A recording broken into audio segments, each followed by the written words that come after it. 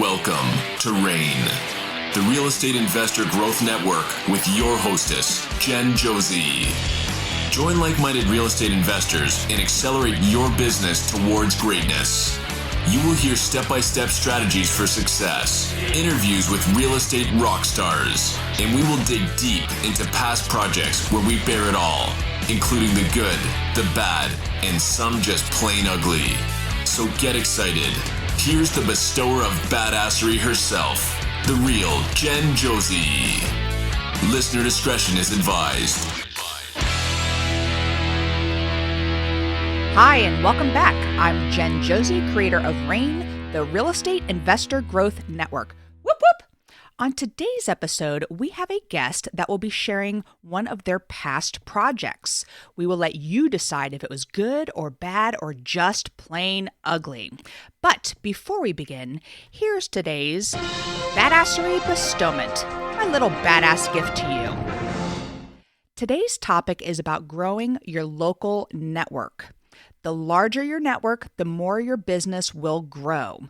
My local network provides me with unlimited resources, including contractors, realtors, private money lenders, inspectors, wholesalers, and even closing attorneys or title companies that are familiar with investor transactions. Because those referrals are coming from other investors, most of the time, these individuals are already vetted.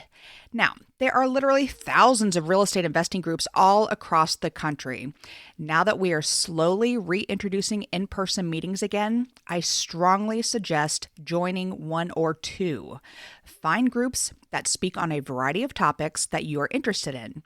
Now, many of the groups will pitch products or mentorship programs. I just suggest that you do your due diligence before you swipe your credit card. So, what are you waiting for? Go out there and find your people. Now, on to today's episode of the Real Estate Investor Growth Network podcast. This guy's name may sound familiar because I recently interviewed his son, Rob McIntosh. But on this episode, people, we have the man, the myth, the legend, Rob McIntosh. Rob started his real estate investor career in 2010 when he co-founded Arcane Properties with his son, Bob. They have been involved in all aspects of real estate, such as fix and flip properties, rental units, and all sizes of commercial properties. He is also a part owner of a real estate brokerage in the Western New York area. His brokerage continues to grow as they are one of the few brokerages that is truly investor-friendly. In addition to his investment business and brokerage, he also does some total kick-ass real estate coaching for some of the largest real estate coaching and educational companies in the U.S. He has completed over 12,000 coaching calls over the last decade. I am especially grateful for Rob because he introduced me to the folks at Homeschooled by Tarek El Moussa, where we have been coaching together since January of 2021. So welcome to the show, my very dear friend, Rob McIntosh. Woohoo! Thank you, Jen. Thank you for the introduction there. And I appreciate being on your podcast here this morning. So I have been looking forward to this. I'm not going to lie. I'm a little hungover this morning, but I am just so excited. So thank you. So I want to hear, what did you do before real estate? I really don't know the story. I read that you were in cars or something. Like you, yeah. Tell me about it. I have a really unique background. So let me give you a quick bio. We'll try to keep it a little short. I definitely come from entrepreneurial background in the sense of my grandparents on both sides, my mother and my father's side. My mother's parents actually had two businesses, one being a canning business for example, vegetables, green beans, tomatoes, peas, etc., sort of a manufacturing business. So I grew up there and spent some time at that business when I was much, much younger. And also they had a real estate business as well, more so as a developer.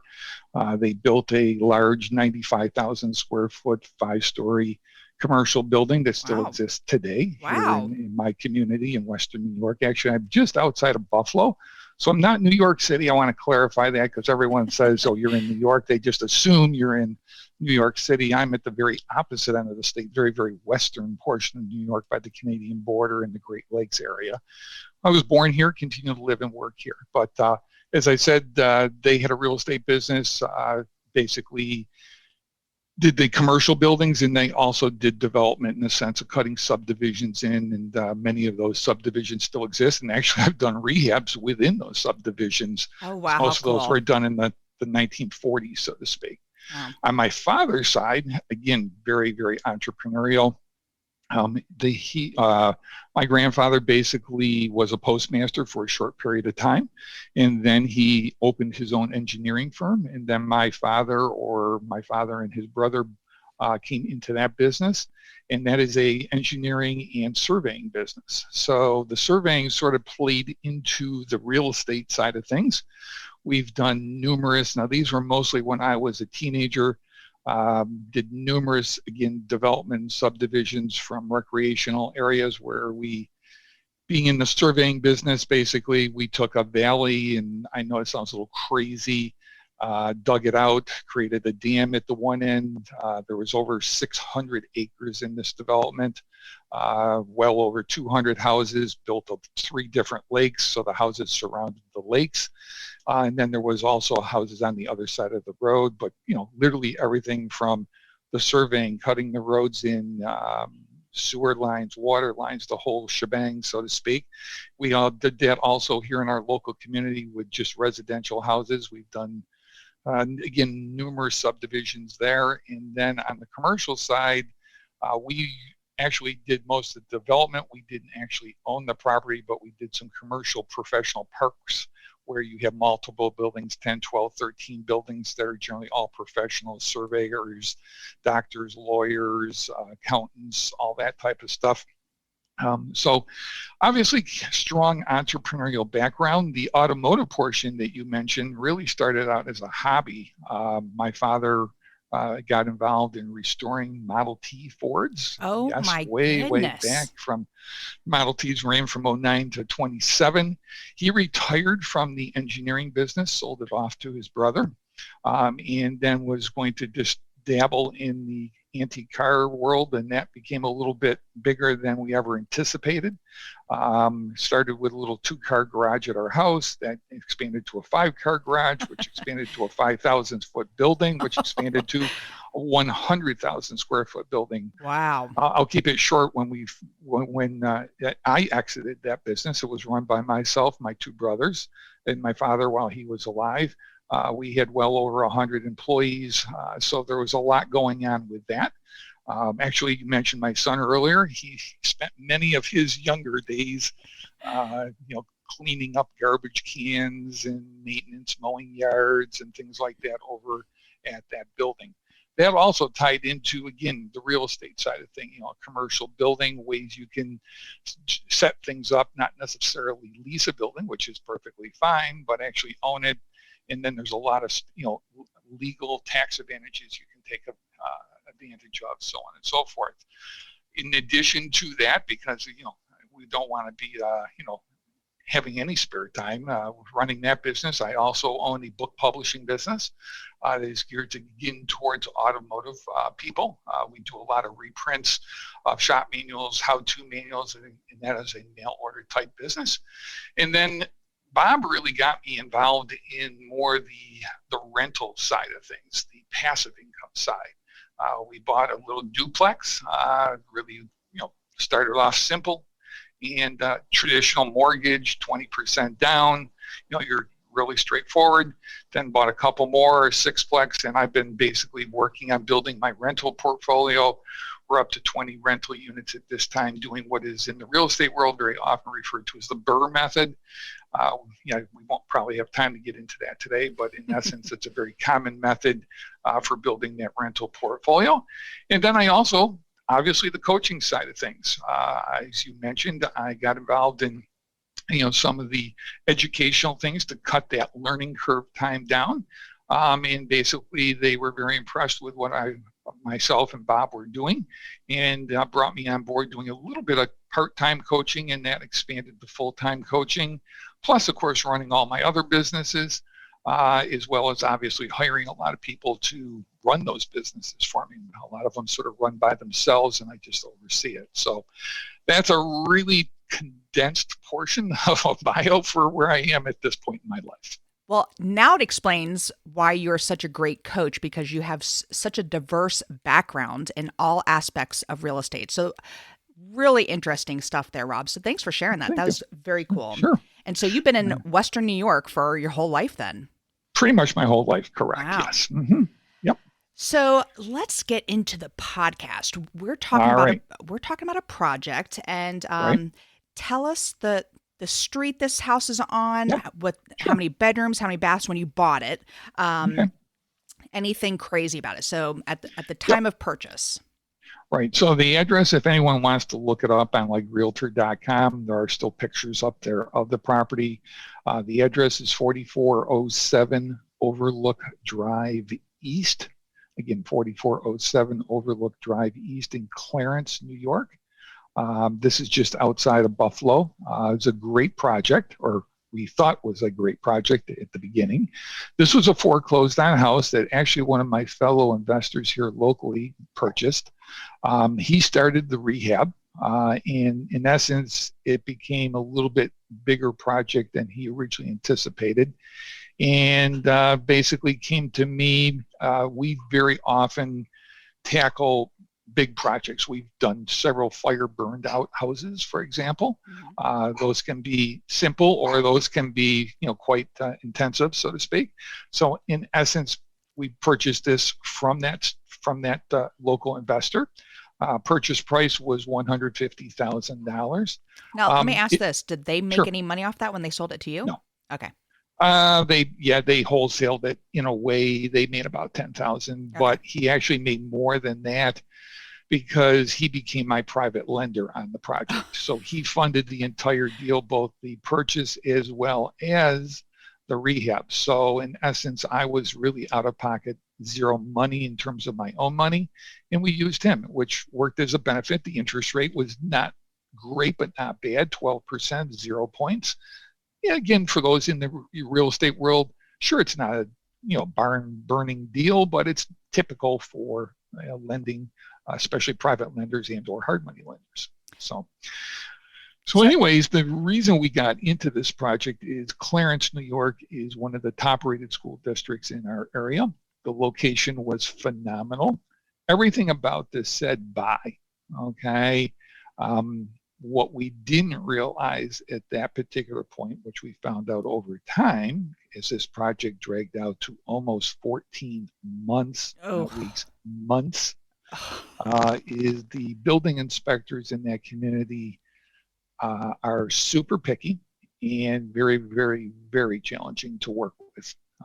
That's where a lot of our, I'll say issues came up. This is the reason why I picked this property. You always hear about the good ones where, actually made X number of dollars on this project. I mean, those, yeah, sure, I have those as well. Okay, but sometimes you can learn the most from the projects where you actually will lose money, and we did lose money on this project in the end. Well, you just gave it away there. What can I say? All right, well, so let's talk about the details of the property. So how many bedrooms, how many baths? Four bedroom, 3.5 bath. It's a very straightforward house. It's a split level, so you had the lower level, the main level, and then an upper level. Our original thought was, or which we did do, was, and this is where some of the problems. It had a 2-car garage originally, and they had converted that into a great room, playroom, man cave, whatever you want to call it, and never pulled permits. All right, so that wasn't totally unexpected because we pulled the records, etc., on that.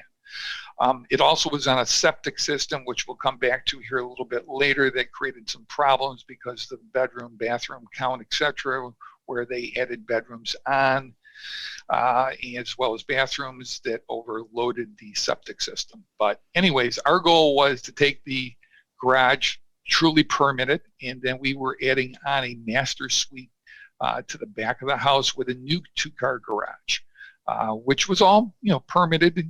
We pulled permits on all of the projects. The rehab budget on this was approximately $100,000 is where it started out at. The after repair value was going to be basically around 400,000. So we'd be into it for 250 plus some carrying costs. Let's say 300, sell it for 400. The world is great. Cha-ching, cha-ching, cha-ching. So, all right. So you answered a bunch of my questions here. Right. What was the square footage when it started, and then how much did you add? It was about 2,700 when we bought it. When we finished, it was 3,100. All right. And you said originally the timeline was supposed to be how many months? Originally, we had factored in 6 months on this, and it dragged out, as I said earlier, to close to 14 months because if it could go wrong, it went wrong on this project. All right. So let's dive into that. What happened on this project? As I said, the inspector in that community, there are multiple inspectors, which is not uncommon. I call head inspector, and then one for the water, one for the, different inspectors, framing inspectors, so on and so forth. The head inspector doesn't like rehabbers. We'll just put it that way. He just is, I guess, anti what we do, residential redevelopment, so to speak. He's extremely picky. I knew that the minute we invited him and trying to be proactive, we called him up, talked to him and said, this is what we're doing. Here's all the plans. We submitted those. We'd like to meet you at the project just to make sure that you're on board with everything that we plan on doing, and more or less, I want to get your input. We want to work with you, trying to be proactive. That meeting shows up. 6 inspectors are there. Yeah, 6 vehicles. It looked like, a cop scene here and there was a murder. I mean, it was crazy. We got slightly penalized. The grass was too long. Okay. And, that was a violation, but he's going to let us slide on that as long as we can get it mowed within the next week on that one. And they just tore into the place to begin with. All right. So why do they hate rehabbers? I don't have a good answer for you. I think mostly, I don't really have a good answer. This inspector, is on the bad list for every investor in Clarence, New York. It's not just me, okay? They've actually even had petitions to have him removed or reassigned to a different position within the city. That failed. I don't really know what to say, but you'll see as we go through this project. I mean, I'm jumping a little ahead. Every inspection we failed. Okay, he always found something wrong. He was a very unique inspector, like my general contractor, and we'll get into that in a little bit here as well. No one can be in the house when he inspects it. Everyone must stay outside, and then because he must have total concentration to go through the property, so on and so forth. These are his rules. Most inspectors we've worked with, they want you there. You're walking through them with them. Oh, we don't want this, or we feel this or that, etc.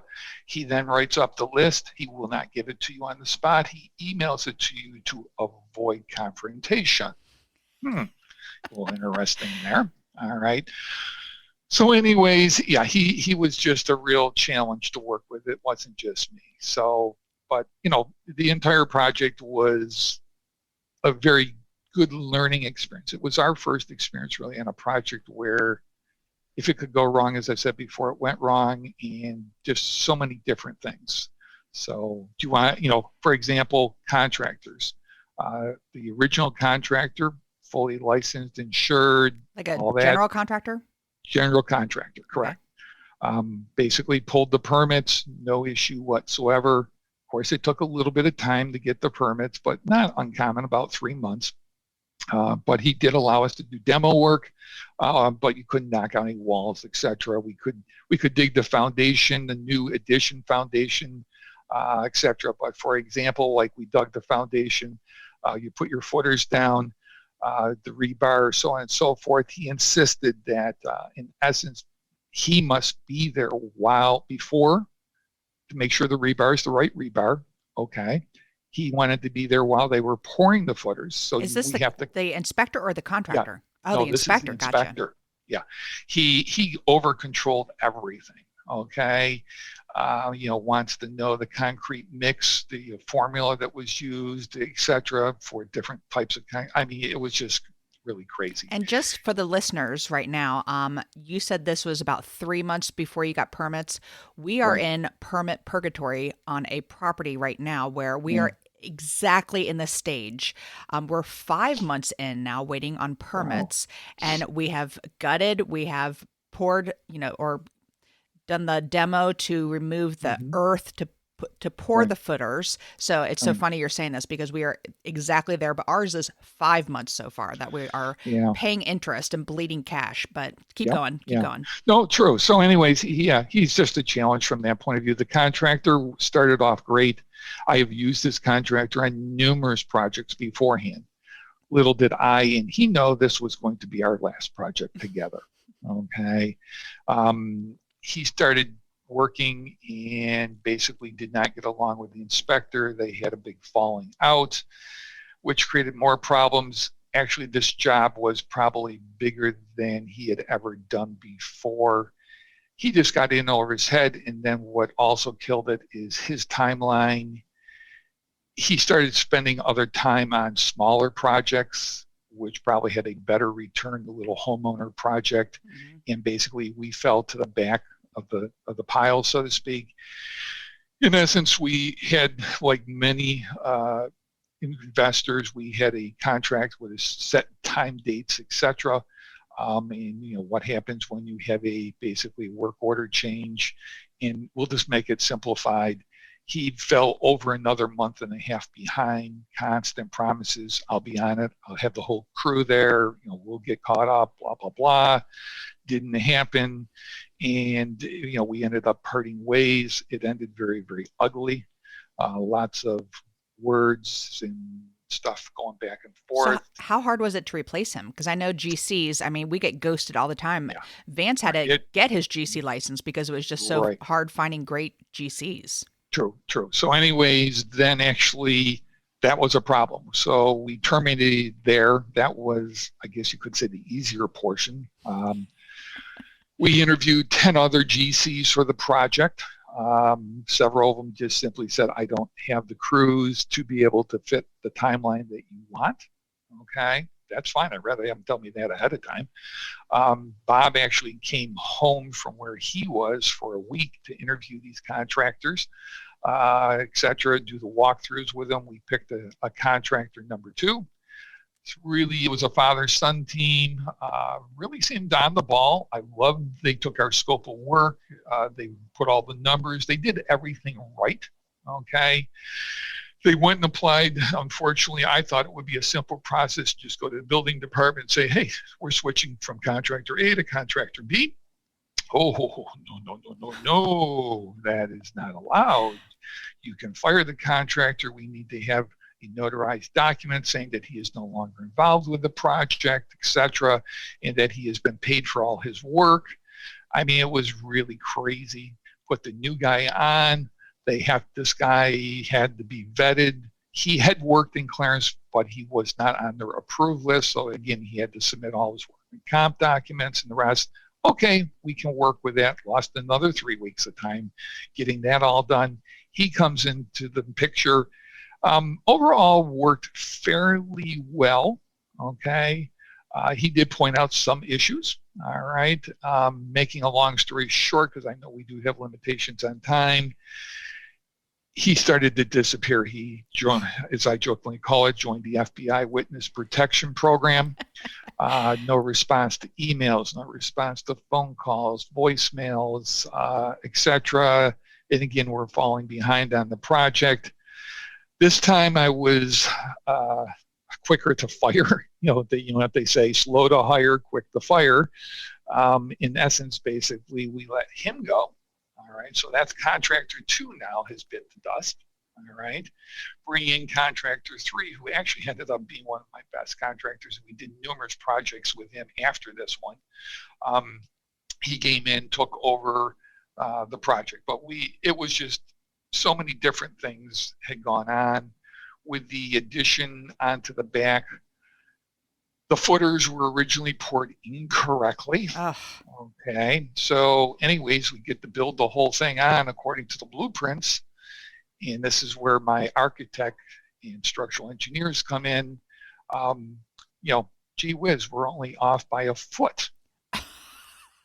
So there is no easy solution. Okay. And in essence, so when you go from the old house to the new addition, you have a 1 foot step up to get into your master suite. Ugh. It wasn't that bad. Okay. It seemed a little weird, but it wasn't that bad. But there was no what I call easy fix because of height restrictions and code, things, so to speak. And we're not redigging footers up, so on and so forth. So that was one thing. The big thing that all really went well, except, again, learning experience. We put a steel beam in to support in the garage, to support from the old house to the new house, and so on and so forth for the structural portion. No one thought about where you're going to place that. Well, we'll just place it in the middle of the room. No big deal. Perfect, 50-50 on either side. No one thought about the garage door opening, because when the garage door opened, it basically ended up like 2 inches from the steel beam. Oh my gosh. So you can't use a regular garage door opener. So, just little things like that Wow. you don't necessarily think about. And then the other big thing was, because we wanted to go open concept in the great room, which was the 2-car garage, they had built a wall and split that garage like in half. Like typically you have your steel poles. I'm sure you've seen houses with the steel poles between the 2 garage sides, so to speak. We wanted that open concept. So in essence, structural engineer for the architect comes up with the plans, puts it all in there. It was a big job. We had to support the whole structure, bring this monster LVL beam in there, etc., jack it up in place. It was a big project. All right. So no big deal. Everything's fine. 2 weeks later, the inspector is there for some other stuff. And in essence, he goes, man, that looks like it's got a sag in it. So we get an 8-foot level, put it on there. It's a teeter-totter. Oh my goodness. How much was Yeah, the beam, by the way? Beam was about $3,000. Okay, that's not too bad. It wasn't too bad. But in essence, so I called my architect up. He says it's impossible. There's no way. Structural engineers signed off on it, so on and so forth. I said, well, I don't give a crap. You and your engineer need to get out there. They did show up the following day, and they looked at it, measured. First, he thought, well, the concrete floor isn't level, so that's why you're thinking it's not level. I said, no, etc. So anyways, he gets out there, admits it's a problem. They go back, they redo their calculations, and call me and say, yeah, we glitched. I don't know, we put some wrong numbers in there. It will not support the entire house, and it has to be totally changed out. And I'm like, well, you can file that under your O&E, your emission errors insurance, because I've got the labor to rip it back out, support it, get a new beam all back in there. And he says, no, I'm done with the project, sue me. Whoa. Yeah, really a winner chicken dinner there. Okay. Oh my gosh. So then I have to hire another structural engineer. Okay. He comes out and says, like, he just looked at it and said, well, duh, of course that's not going to work. Okay. So we come up with a steel beam now rather than an LVL. Have to order that up. Of course, we really can only work on certain things because the whole house is based on that weight load. It just became a nightmare. So anyways, that was a learning experience there. Make sure that your architect has emission and errors insurance. So if they do have a claim on, claim, which hopefully this is the only time I've ever had this, again, just another learning issue. It just, that was one of the big things. The other 2 big issues, et cetera, well, 3 big issues. The roofing, hired a licensed roofer. I guess my neighbors are just real special. Okay. We had a good relationship with them, at least I thought. Okay. So they're up on the roof. And this, when you look at the pictures, if you actually go online, is not a steep pitched roof by any stretch of the imagination. It's fairly minor pitch. They decided to do all the roofing with no harnesses. Okay, it's not that high up, All but right. no harnesses at all. So my neighbor calls OSHA. I guess they have too much time on their hands. Oh my gosh. Stop work order, yanks them all off the roof. Fortunately, that contractor was shocked that his guys didn't put the harnesses on because that's the joke of it. It's all in the truck. Okay. Right. They just were being too lazy to put it on because the pitch wasn't that steep.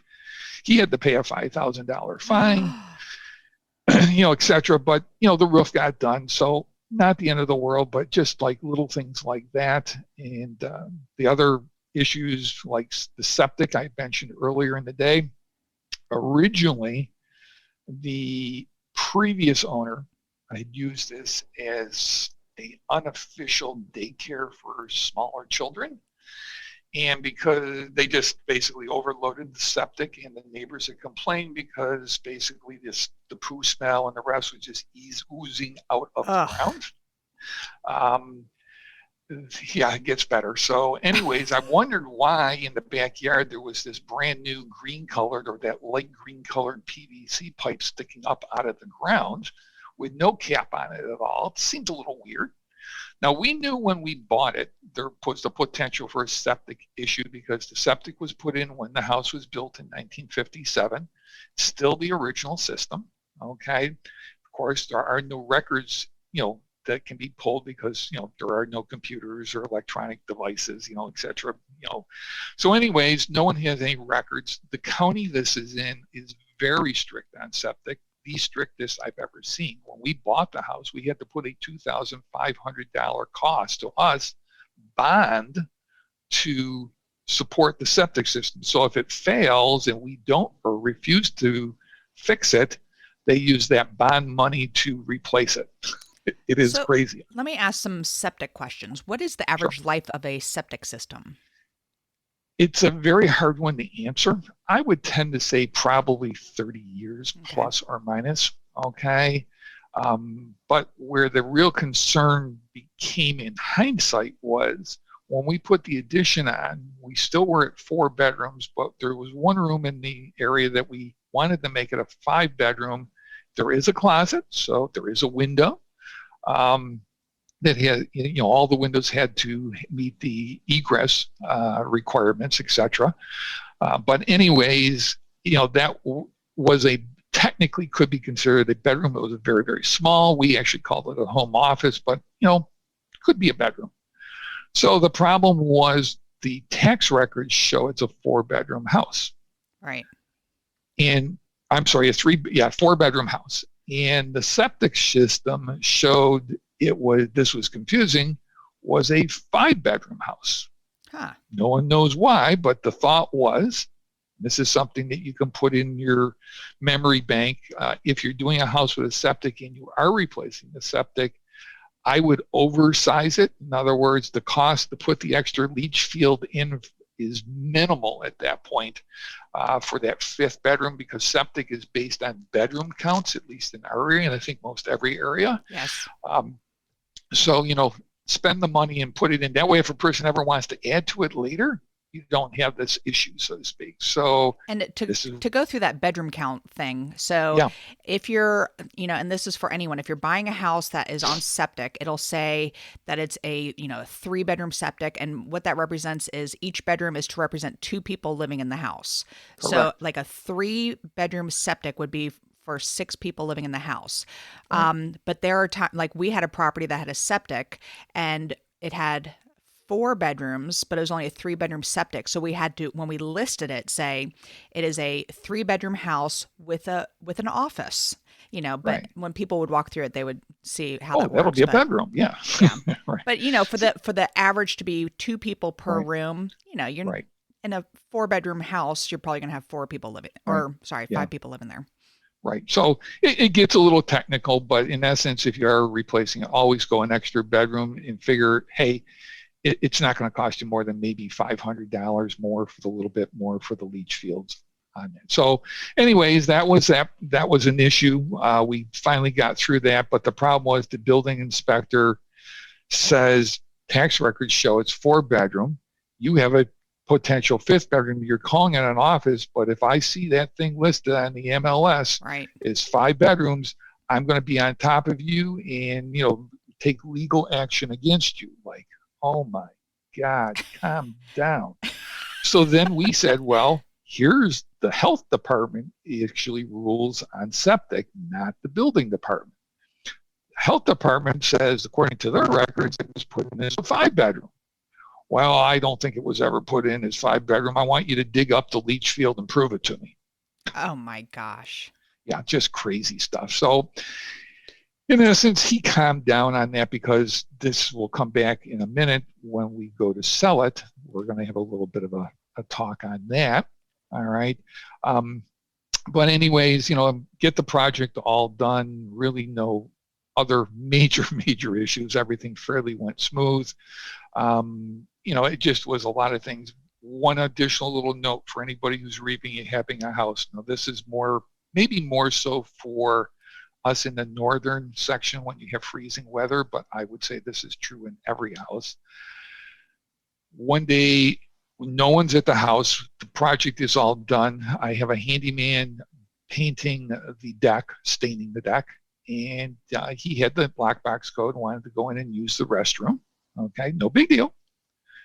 Walks in, and he's like, holy shit, there's water everywhere on the main floor. Oh my gosh. Fortunately, he's a handyman. He instantly goes down, shuts the water off in the basement, calls me up and says, you got to get up here, or you got a major problem here. You got to get this sucked up ASAP or your floor is going to be destroyed because it's a hardwood floor. Right. Yeah. All because a little 80-cent clip on the water line for the kitchen sink, where you have those, like your faucet sort of comes out of the handle and goes back into the handle. Mm-hmm. Okay. It's a little like snap connector that goes together, and then there's a clip that you put on to prevent it from ever coming apart. Apparently that clip wasn't there, or the plumber didn't have it, whatever. It blew apart and had been running for countless hours, just spewing water. Oh. It looked like a waterfall coming out under the kitchen sink. It just disaster. We get that all cleaned up and the rest. And so from then on, the short lesson is, and my realtor thinks I'm nuts, okay, but, I just told her that's the way it's going to be, is water's turned off. No one's in the project, the water's turned off, period. When you leave, it's on the checklist. When you leave, before you lock the door, is the water been turned off? All right, because that way, if it ever busted, like it did in this case, or in the wintertime where you maybe had a freezing pipe up here in, the frozen tundra of Buffalo, New York, at least because no one is there, every single day, all right, that, it reduces that likelihood. So that's a requirement. That's great advice, actually. And then what we do when we go to sell the property, we put a note right on the faucets, just a nice little word process note. Water has been turned off, to prevent possible issues. We just leave it that way. I don't want to say frozen pipes because, oh shit, it's not insulated properly. Right. People go the wrong way. Now, again, we usually try to tell the realtor, some of them are pretty good. They'll turn it back on, okay, and then turn it back off.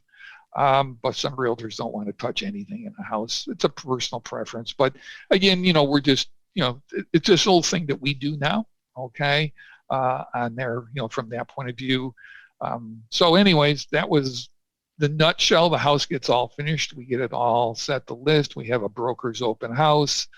Everyone, we offer 2 $25 Starbucks gift cards.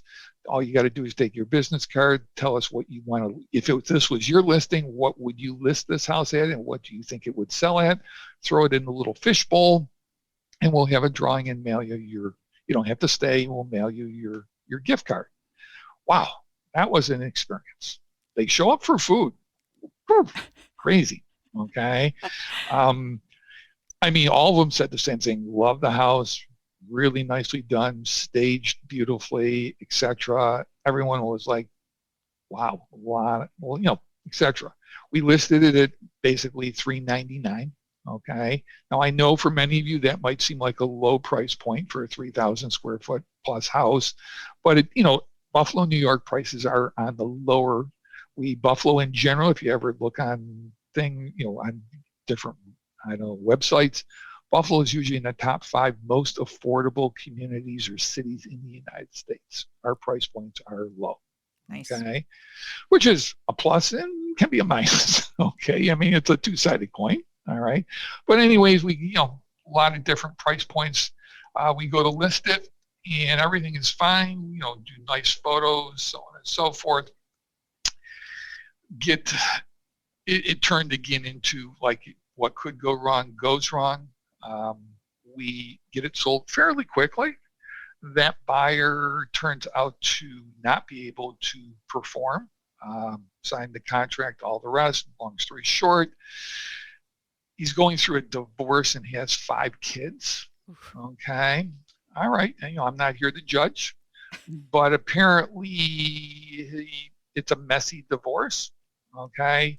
And making a long story short, he then says, well, rent it to me for 6 months until my divorce is finalized, and then I'll pay cash, but I don't want to show that cash because I'm going through a divorce. Oh my gosh. Yeah. That's a mess. Okay. Yeah, that's a mess. So we just simply said no. Well, we said yes if you put $150,000 down. Okay. And if you walk away and don't complete the transaction, you lose the 150. Because with 5 kids and the rest, it's going to get damaged. It's inevitable. So anyways, he walks away. That consumed almost 2 months of time. Like, again, I would have thought that if you are going for a mortgage, you own your own business, you don't have W-2 income, and you're going through a divorce, you're probably not going to get approved for a mortgage. Right. But, okay, so he comes, he goes, upset, but it is what it is. Another guy comes in, talk the talk. Oh my God, he was a smooth talker. No doubt about it. We agree on a price. Similar scenario, but he was going to sell his house. Okay, so it was contingent. I was okay with that at this point, but we specifically said we reserve the right to continue to market it, etc., until we get a commitment letter from your bank. Well, the first bank said no, but he never told us that. Wow. The second bank said no, he never told us that. We're like, come on, we need some paperwork from your mortgage person saying, yes, it's being processed. I'll get it to you tomorrow. Get it to you tomorrow. Yeah, anyways, that all fell apart. We lose another 6 weeks of time. Wow. Yeah, it's just like fine. The third person finally did close on it. Okay. And this person was a double doctor in the sense of husband-wife doctor, which is fine. From my point of view, cha-ching, doctors make pretty decent bucks, so this should not be out of their range for mortgage. So on and so forth. They do a home inspection just like the other 2 people did. The first 2 inspections, really nothing major. A couple of minor things, but nothing major. This inspection was a home inspector from hell. He claims there's mold up in the attic. Oh my gosh. And we're like, no, that's the original joists are up there. Yeah, there's a little bit of discolor on them, so on and so forth. The deck is improperly attached to the house. The length of the deck boards or the supporting structure does not meet code. I'm thinking, so our structural engineer missed that, the building inspector for the city missed this, and all the rest, but your home inspector caught this, okay? Right. He just tore the house to shreds, okay? I almost wonder if it was done deliberately to try to get the price to come down, because at this point now it's been on market for almost 4 months. Let's be real, an intelligent person's going to say, why hasn't it closed or sold? So anyways, we proved him wrong on all those things. They go forward with it.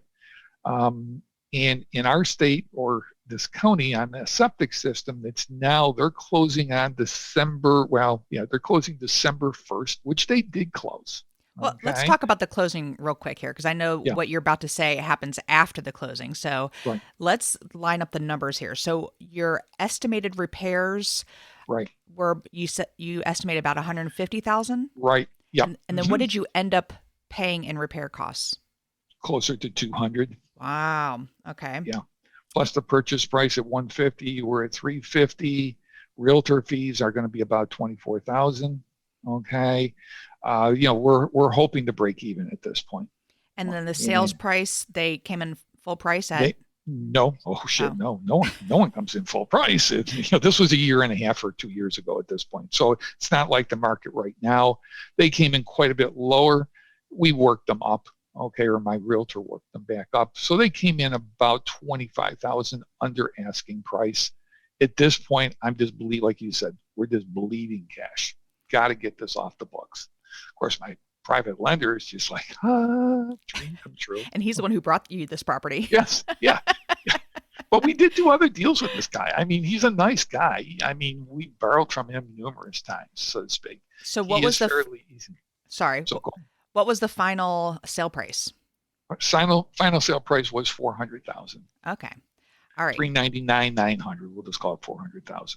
Gotcha. So, originally we we bumped it up to 450, but we sold it for 400, which is about a little low, but you start to become, when you're not making money, everything's been going wrong. You're like, I can't sell it for that price, etc. And it becomes a vicious cycle where you really just need to cut your losses and move on. But in essence, when it all adds up, all subtracted down, as I jokingly say, everybody made money except me. Okay? The realtor made her commission. Obviously the contractor got his money, so on and so forth. I mean, it all, we got it closed. They were happy with it. What we thought were happy with it. And everything closed and we're out of it. So did you lose money? Yeah, we lost in essence, after you count the interest cost in for it all, we ended up losing about 30 to 35,000 on this. Yeah, wow. So it was a hit. The other problem that came up was, again, it's winter time. Mm-hmm. You cannot check septic systems or test septic systems in the winter because the ground is frozen from the surface down typically, a foot plus or minus. So you have to leave $10,000 in escrow to cover that septic system if it fails. Not happy, got to do it. There is no option around it. We do that. Comes early April, the ground is unfrozen now. City comes out, does its dye test, as they call it, where they pour a colored dye down the toilets, make sure the water's going through, blah, blah, blah. We pass the dye test. Hallelujah. Okay. So we have to close with attorneys in our state. My attorney drafts up the form, shows it's passed the dye test, tells the attorney that basically I need your permission to release the $10,000 in escrow to us. Their attorney comes back and says, no, we will not release the funds. What? Oh, yes. My client claims that the system is basically going to fail. It was put in 57. It should have been replaced, since you were doing all this work, etc., and says, sue me. Oh. We're not going to release the funds. Yeah, that's like, what else could go wrong? So anyways, the septic, it passed. It had a minor failure. You'll love this. So that little pipe I mentioned earlier in our call comes up out of the ground. Okay, it's like a vent pipe, like an overflow or whatever. And the city says it's not really the right thing to do, but it's okay. It's not a problem. But it's missing a plastic 3-inch or 4-inch diameter plastic cap on the top. We just want you to throw a cap on it. It can be a vented cap, no problem, but you got to have a cap on the top. Okay. I go there to put the cap on the top. This is not difficult. It's a 4-inch, put it on, tap the hammer around it, you're done. The police show up. I'm trespassing. Oh my gosh. Yeah, this guy is just like, his wife called thinking that claiming there's a man trespassing in our backyard, etc. The police actually show up. They're talking to me, and they're just like, oh my God, this is ridiculous. We get a call for this? They're like, look, just leave and we'll just report it as it's taken care of. The cops were just like, this is a waste of their time. But I mean, that's the level this got to. So we had to sue them. to get the money back. So we ended up, at this point, I just wanted to be out of it. My attorney basically said, well, this guy is going to come back again and again. So he drafts some special document that says, I'll give you guys $2,000 of the 10. You release 8,000. So I get 8, they get to keep 2.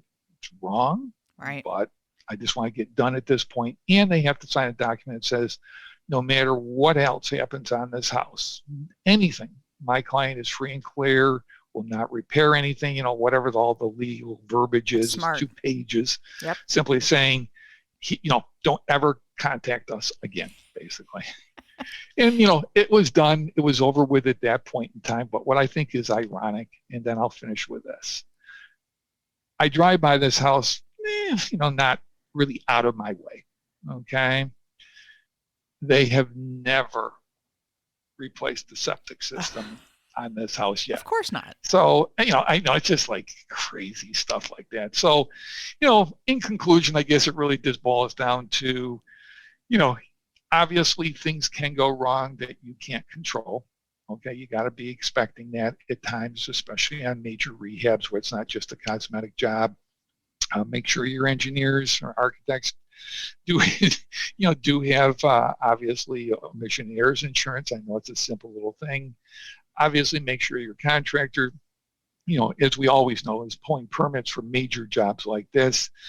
And again, this was what also drove us to open or become partners on a real estate, basically brokerage, because again, I'm not saying realtors do not deserve the commissions. Okay, I definitely feel they do. I have some strong feelings that I feel real estate agents or realtors or a real estate salesperson, I don't think explains to the general public how the commissions are split. That is a big problem in my opinion, because most people just think I'm selling my house for $400,000 and it's 5 or 6%. That's a $35,000-$40,000, especially in today's market, $35,000-$40,000 bill, and you sold it in 2 days. That's the shit. I'm in the wrong business. I can make $40,000 in 2 days. They don't know all the stuff that goes on behind the scenes. That that commission is split in half, and then potentially your broker's taking portions of it, so on and so forth. Who's going to be there for the inspection? Who's doing the negotiation? There's a lot of stuff that being that you guys own a brokerage, all the stuff behind the scenes. So this drove us to basically go that direction. And we are, as you mentioned early in today's call, we are basically investor oriented. We work with a lot of local investors who do either we'll list it for them, and we have different systems, we'll just throw it on the MLS for a flat fee. You got to do everything else yourself, or we can represent you. We have different pricing points, etc. But they're all geared towards the investor. We are not competing against the Keller Williams, the Howard Hanna's, the Hunts, which are big companies in our area. Okay, whatever your local big dogs, as I call them, are. We don't compete against them. We're not working in the retail world. We're working mostly in the investor world. So that's a quick summation. I know it went a little long there. Hey, Jen. No, I mean, I love this. So I'm going to wrap it up with this final question on this project. Yep. You lost money on it. Did it stop you from being a real estate investor? Well, that's why I'm in prison right now. I'm doing this from jail. Okay. No, I mean, it was a good learning experience. It brings it back, because most of our other projects previous to this were, I don't want to say cookie cutter, but you get spoiled. You're in and out in 4 months, and, everything goes, I'll say, according to task or according to plans. You walk away with 20 to 40 grand. And this was, you just assume it's going to repeat. And it was just a good learning experience. Yes, it costs money. There's no doubt about it. But it, like anything, you learn from your mistakes and you don't repeat them in the future. Yep. You grow through what you go through. Yep. True. Well, I appreciate you sharing that. Sure. That was full of lots of nuggets. And, sorry it was a loss, Uh, but, at least you'll never make those mistakes again. And it was a True. great learning experience. So Yep. the second half of the podcast is where my audience members hear how you are a badass, which is Hmm. so true. And I use the acronym BADASS. And Right. for the first letter B is book. What is a Right. book that has made a huge difference in your life? I mean, there's several different books out there, but I will sort of go with one that this was through my education, real estate education. It's called Get Out of Your Own Way. All Oh, right. This actually is authored by my son, Bob. nice. I know it's a simple 100-page read, but get out of your own way. You don't know what you don't know. And many times, that you've heard it numerous times before, it doesn't have to be perfect. I know a lot of us strive for perfection. I think that's because of the regular education system. Obviously, everyone wants to get 100 on the exam. I want a perfect score, etc. In the real world, it doesn't always have to be perfect. So, yeah, and that book is really, I was an eye opener in my opinion. Getting out of your own way and moving forward and knowing what you can't do. Okay, you don't have to be able to do everything yourself. And where can they buy this book? Is it on It's on Amazon? it's on Amazon, so you Okay. can go there. Yep. Mhm. Get Out of Your Own Way, correct? Yep. By Yes, correct. Bob McIntosh. Correct. Up there it is. Yep. Very So it's nice. a simple one. Yeah. Get Out of Your Own Way by Bob McIntosh. Oh. All right. The first A in badass is advice. What's the best Yep. piece of advice you have ever received? Um, Really, it's sort of, I know it sounds simple. Enjoy life. Okay. I see so many people and students that I work with get so caught up in everything that they don't take time to smell the roses, or you can call it whatever you want. Spend time with your family, recharge your batteries. One thing that we try to do is, generally speaking, no cell phones at the kitchen table. Okay. You can turn it off or put it in silent mode for a freaking half hour. The Right. world is not going to end. So really just taking time and again, that entrepreneurial background, especially in my auto parts business, I was a workaholic. I mean, there is no doubt. 40-hour week. You're laughing. That 60 hours is the norm. Okay. I mean, I don't know how many countless baseball games, softball games where I would go from work directly to the game. Okay. And, I wanted to be there for the kids, then come home, wolf down some dinner that my wife, sort of threw in the refrigerator or kept in the oven, just warmed up a little bit, and get the kids, spend some time with them, make sure their homework's done, bath time, get them set for bed, and hop back on the computer and work again. Wow. I Yeah. mean, so take some time to enjoy life. I think that's great advice. The D in badass is drive. What Right. drives you to be successful? I know this sort of sounds, and this sort of comes back to the coaching that I've been doing, as you mentioned earlier in the podcast. I just like to give back, to share some things with other people. Okay. That's really, just giving back or paying it forward, whichever way you want to really call it. Occasionally, I know it sounds a little corny. You did this about 2 weeks ago at Burger King.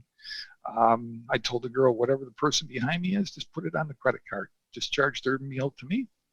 And she's like, stares at me like, what the frick, you crazy or something? And I said, yeah, I'm just paying it forward. She goes, wow, okay.